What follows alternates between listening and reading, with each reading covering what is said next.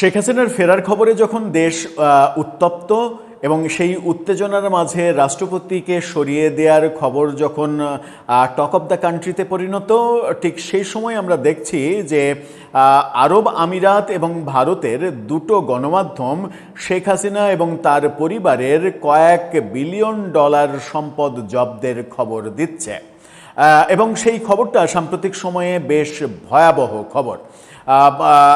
আরব আমিরাতের the UAE Times এবং ভারতের উই1 এই দুটো গণমাধ্যম এরকম ভয়ঙ্কর তথ্য দিচ্ছে। শেখ হাসিনাকে নিয়ে অনেক পজিটিভ আলোচনা আওয়ামী লীগের নেতাকর্মীরা যখন করছেন, তখন বোধহয় এই দুটো নিউজ, বিশেষ করে ভারতীয় গণমাধ্যমে যখন নিউজটা হচ্ছে, তখন বোধহয় শেখ হাসিনার জন্য এই নিউজ, দুটো গণমাধ্যমের এই নিউজ বড় একটা ধাক্কা হয়ে আসতে পারে আওয়ামী লীগের নেতাকর্মীদের জন্য, আওয়ামী লীগের অ্যাক্টিভিস্টদের জন্য। চলুন একটু জেনে দেখি শেখ হাসিনার ব্যাপারে কোন ধাক্কা দিতে চাইছে আরব আমিরাত এবং ভারতীয় গণমাধ্যম। থাকবেন পলিটিক্স টিভির নিয়মিত আয়োজনে।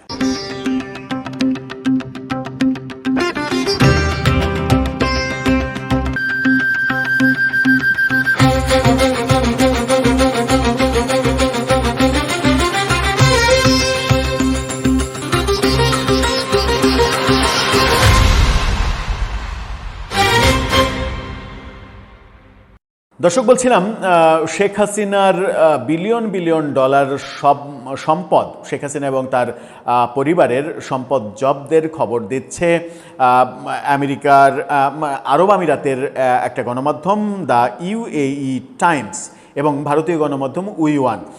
ইউএই টাইমস তাদের এই শিরোনামটা দেখে নিতে পারেন। সেখানে বলা হচ্ছে যে Bangladesh freezes $6.2 billion in assets link to Sheikh Hasina in major anti corruption crackdown. অর্থাৎ যেটা তারা বলতে চাইছে সেটা হচ্ছে যে ব্যাপক অভিযানে শেখ হাসিনা ও তার পরিবারের সংশ্লিষ্ট $6.2 বিলিয়ন জব্দ করার খবরটা তারা বলছে। একই খবর উই1 ভারতীয় গণমাধ্যম তারাও দিচ্ছে। তাদের শিরোনামটা দেখে নিন, তারা $6.19 বিলিয়ন কথা বলছে। ইউএই সংবাদ মাধ্যম তারা বলছে যে 6.2, উই1 বলছে 6.19। তার মানে এই দুই খবরের সিমিলারিটি রয়েছে। ইউএই টাইমস তারা বলছে যে দুর্নীতি ও অর্থপাচার সংক্রান্ত চলমান তদন্তের অংশ হিসেবে সাবেক প্রধানমন্ত্রী শেখ হাসিনা, তার পরিবার এবং বেশ কয়েকটি ব্যবসায়ী গোষ্ঠীর সাথে সংশ্লিষ্ট প্রায় $6.2 বিলিয়ন মূল্যের সম্পদ বাংলাদেশ জব্দ বা অবরুদ্ধ করেছে। জব্দ করা সম্পদের মধ্যে রয়েছে ব্যাংক হিসাব, স্থাবর সম্পত্তি, কোম্পানির শেয়ার ও অন্যান্য সম্পদ। এটি দেশের অন্যতম বৃহত্তম দুর্নীতি বিরোধী অভিযান। এ বিষয়ে তদন্ত ও আইনি কার্যক্রম অব্যাহত রয়েছে।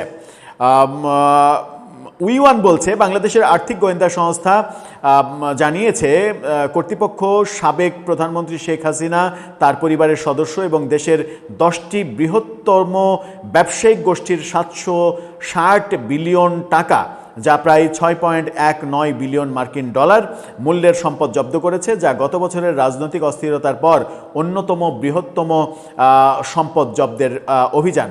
বাংলাদেশ কর্তৃপক্ষ সাবেক প্রধানমন্ত্রী শেখ হাসিনা, তার পরিবার এবং 10টি ব্যবসা প্রতিষ্ঠানের এই সম্পদ জব্দ করেছে। মূল্যের জব্দ বা অবরুদ্ধ করা হয়েছে। বাংলাদেশ ফাইন্যান্সিয়াল ইন্টেলিজেন্স ইউনিট জানিয়েছে যে এই মোট অর্থের মধ্যে $570 বিলিয়ন দেশের অভ্যন্তরে এবং $190 বিলিয়ন বিদেশে অবস্থিত।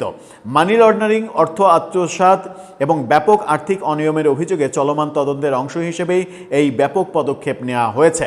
এই অভিযানের আওতায় বেশ কয়েকটি বড় শিল্পগোষ্ঠীকে লক্ষ্য করা হয়েছে, যার মধ্যে রয়েছে এস আলম গ্রুপ, যাদের বিরুদ্ধে ব্যাংকিং খাতে ব্যাপক অনিয়মের অভিযোগ রয়েছে।